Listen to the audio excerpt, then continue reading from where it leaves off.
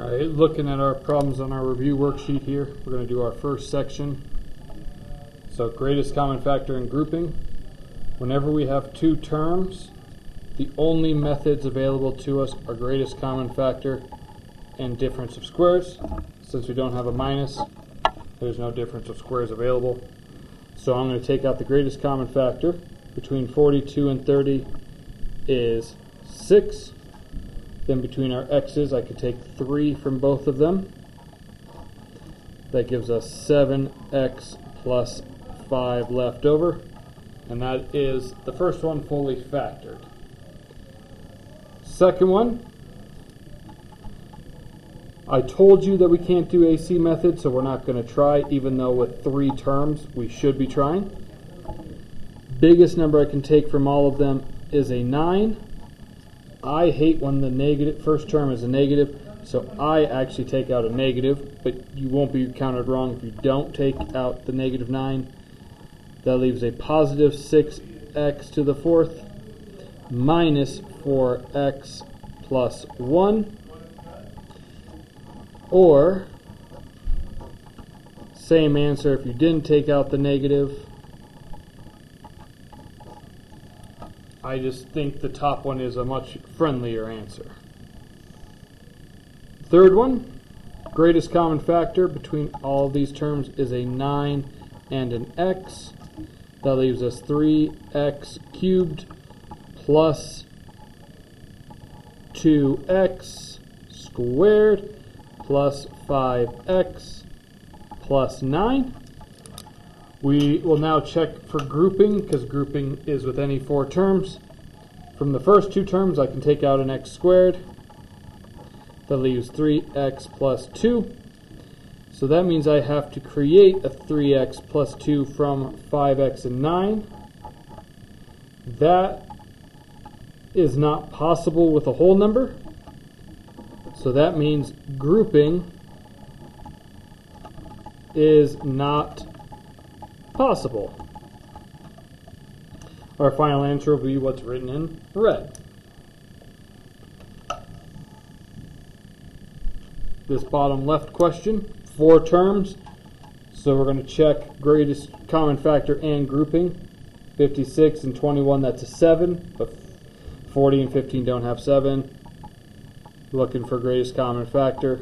There isn't one, so we're going to group it.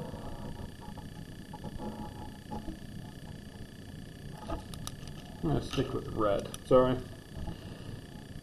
So between these ones, I'm going to take out that 7 I was talking about and an x squared. That leaves me 8x plus 3. So we're now attempting to get an 8x plus 3 from our next 2 terms. I can see we can do that by taking out a negative 5. That gives us 7x squared minus 5. And 8x plus 3. Here is where you can really check to see if you missed a greatest common factor. Does this binomial have a greatest common factor? Does this one have a common factor? They don't, meaning that's our final factored form. This one, I should check for greatest common factor between all 4 of these terms. But let's say I check and I can't really find one. There might be one, but I'm not 100% sure, so I just kind of go for it. Still got 4 terms, so we're going to take factor by grouping. I can take a 7x squared. That gives me a 5x minus 7. The next ones, in order to make a 5x minus 7, this is where I'm going to grab my calculator.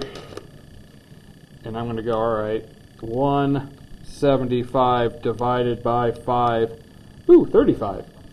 Then 245 divided by 5 is 49, so cool. So I'm going to take out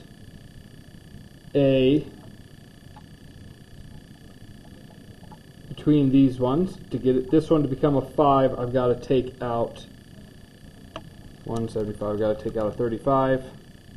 And 245 divided by 35 gives me that 7, so that's where I'm going to take out a 35 from both of these. there's my identical binomial. I got my 7x squared plus 35 and my 5x minus 7. But we're not done because we have not looked for a greatest common factor. We actually see that greatest common factor in the first binomial right here. Both of those numbers are divisible by 7. So I could have taken out a 7 from the very beginning of this problem. And then last but not least, look for a greatest common factor, 42, 6, 14, and 2. I can take out a 2 from everything.